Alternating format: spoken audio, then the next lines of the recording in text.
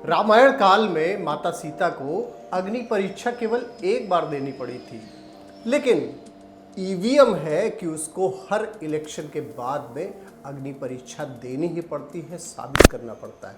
अभी 2024 के इलेक्शन लोकसभा के खत्म होने को है और उसके बाद एक बार फिर से रोना धोना शुरू हो जाएगा और फिर से कटघरे में खड़ी हो जाएगी ईवीएम। उसको एक बार फिर से साबित करना होगा। होता क्या है कि जब भी इलेक्शन होते हैं तो ईवीएम कटघरे में खड़ी हो जाती है और ये पहली बार नहीं है।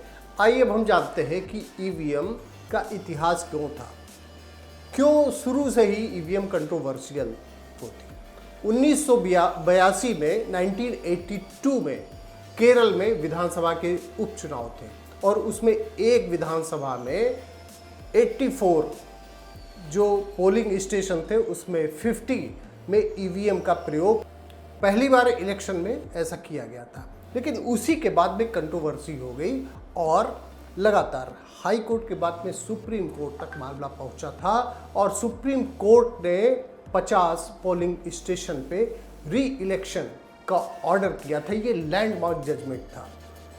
उसके बाद से ऐसा हुआ क्यों था, क्योंकि पीपल्स रिप्रेजेंटेशन एक्ट 1951 में उस समय ऐसी कोई भी व्यवस्था नहीं थी कि जिससे इलेक्शन कमीशन ऑफ इंडिया यानी ईसीआई जो इलेक्शन करवाता है उसको ये अथॉरिटी हो कि ईवीएम का प्रयोग कर सके।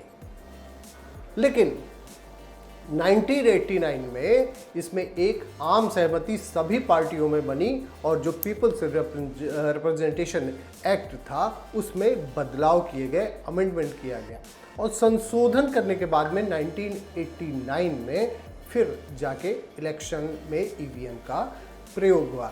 अच्छा देखिए कितनी इंटरेस्टिंग बात ये रही कि पहले यही भाजपा ईवीएम पर सवाल उठाती थी और प्रबल विरोध करती थी।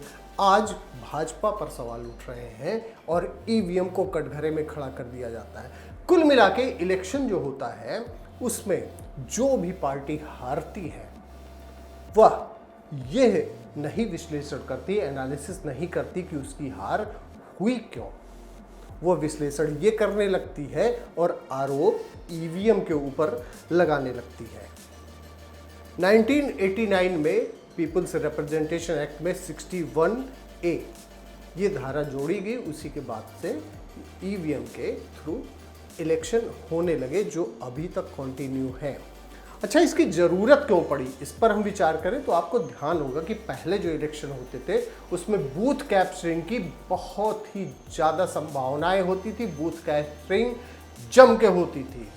अब ये सारी चीज़ें बहुत ही रेयर हो गई हैं क्योंकि इलेक्ट्रॉनिक मशीन है। उसके बाद में और ज़्यादा एक्यूरेसी लाने के लिए वीवीपैट का इस्तेमाल किया जाने लगा। खैर अब हम आते हैं आज के कुछ ही दिनों बाद 4 जून को जब यह डिसाइड होने जा रहा है कि किसकी सरकार दिल्ली में होने जा रही है, लोकसभा इलेक्शन में कौन जीतने जा रहा है। यकीन मानिए उसके बाद से ईवीएम पर एक बार फिर से सवाल उठने हैं अगर एनडीए का गठबंधन जीतता है और अगर इसका उल्टा होता है, जो भी वर्तमान में विपक्ष में है, फिर वो कोई भी सवाल नहीं उठाएंगे। लेकिन कुल मिला के इन पॉलिटिकल पार्टीज के बीच में एक बार फिर से ईवीएम को अग्नि परीक्षा से होकर गुजरना पड़ेगा। बहुत बहुत धन्यवाद आपका, आपकी खबर देखने के लिए।